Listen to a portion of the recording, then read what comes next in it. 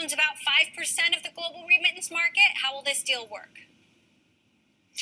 Emily, it's great to be back. Thank you. The deal is a big step, I think, for Ripple, but it's even a bigger step for the overall industry. As you know well, there's been a lot of excitement around what blockchain and what digital assets and crypto can mean for the industry, and I think it's the reason why players like Facebook are diving in also. But we haven't yet seen much beyond experimentation, and really at Ripple, I think we are the market leader because we have matured aggressively and we're really solving real problems for real customers. MoneyGram is just the manifestation of that. And as the second largest global remittance company, we're able to have a big impact with one customer and one partner in this. Now, as I understand it, Western Union tested Ripple to use for its network, but it ended up being more expensive than its current network. Is MoneyGram actually saving money by using Ripple?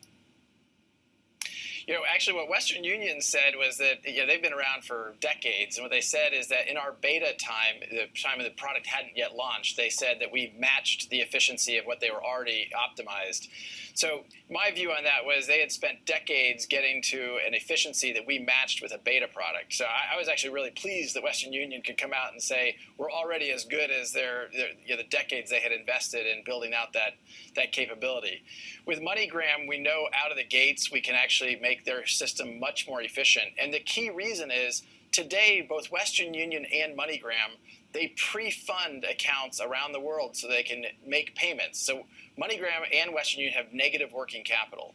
What our products allow those companies to do is to not pre-fund and to shoot payments in real time.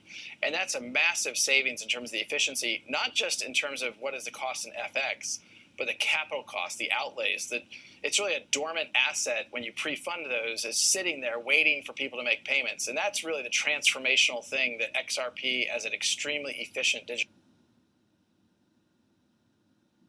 asset allows for the industry. How much equity did Ripple get in this deal? Well, what we committed to do is to invest up to $50 million. We'll end up owning somewhere between about 6 or 7% and 10% of the company. They're going to they decide over the course of the next year how much of that $50 million they want to call down.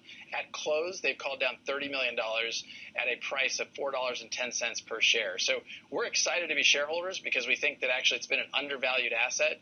As you may know, Ant Financial tried to buy MoneyGram over a year ago. That was ultimately blocked by CFIUS, but we think it's a really undervalued and strategic asset in the overall payments landscape. We couldn't be more excited to have a shared vision of how digital assets can change the nature of how liquidity is managed for payment providers globally. Right, a potential $1.2 billion deal that was blocked by the U.S. government. So what's next? Do you have plans to try to gain share in other existing money transfer services?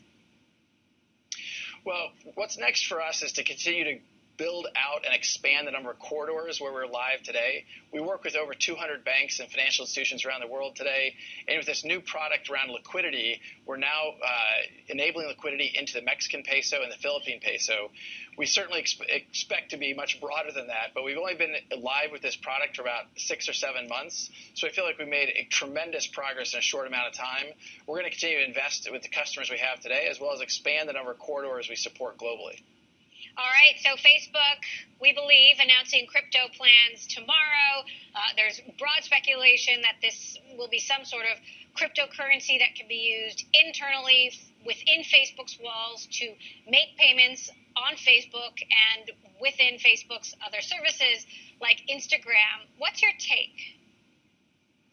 Well, look, I think it's an incredibly positive signal for the overall blockchain and crypto market to have a player like Facebook leaning in.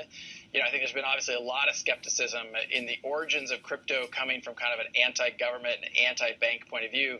To see major industry players lean in and participate in the market, I think is a really positive for the overall market. It'll be really interesting to see what part of the market they focus on.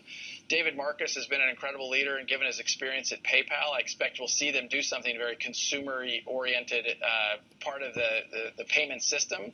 But I think it's I'll be watching alongside everyone else to see what they decide to pursue. And I think what I've heard is the technology isn't quite ready to go live, but sometime in 2020 they'll be out there actually deploying that. For me, what MoneyGram and the stuff we're doing today is the key difference. It's what can we do today with these technologies to solve real problems? And I think it's been really hard for the people following this industry to separate what is noise and what is actual real and pragmatic today. Now, that said, do you have any concern that what Facebook will unveil will make Ripple less relevant?